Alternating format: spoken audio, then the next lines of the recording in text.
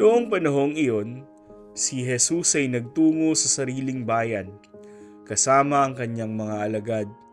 Pagdating ng araw ng pamamahinga, nagturo siya sa sinagoga. Nagtaka ang maraming nakarinig sa kanya at nagtanong, "Saan niya nakuha ang lahat ng iyan? Anong karunungan itong ipinagkaloob sa kanya? Paano siya nakagagawa ng mga kababalaghan? Hindi ba ito ang karpinterong anak ni Maria at kapatid ni Santiago at Jose, Judas at Simon? Dito nakatira ang kanyang mga kapatid na babae, hindi ba? At siya'y ayaw nilang kilanlin. Ang propeta ay iginagalang ng lahat, liban lamang ng kanyang mga kababayan, mga kamag-anak at mga kasambahay. Hindi siya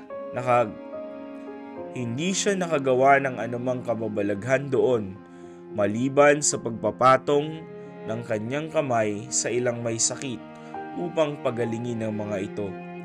Nagtaka siya sapagkat hindi sila sumampalataya at nilibot ni Jesus ang mga nayon sa paligid upang magturo. Makapangyarihan si Hesukristo at maaari niyang gawin ang anumang naisin niya sa kabila ng kawalan ng nararapat na tugon ng mga tao. Pero hindi ninanais ng Diyos na maging tagatanggap lang ang tao. Hindi robot ang ginawa ng Diyos na sunod-sunuran lang.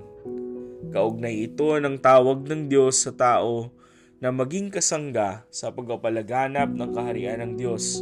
Nangyari ito dahil nais ng Diyos na maging kasangkot ang tao sa pagpapadaloy sa plano ng kaligtasan.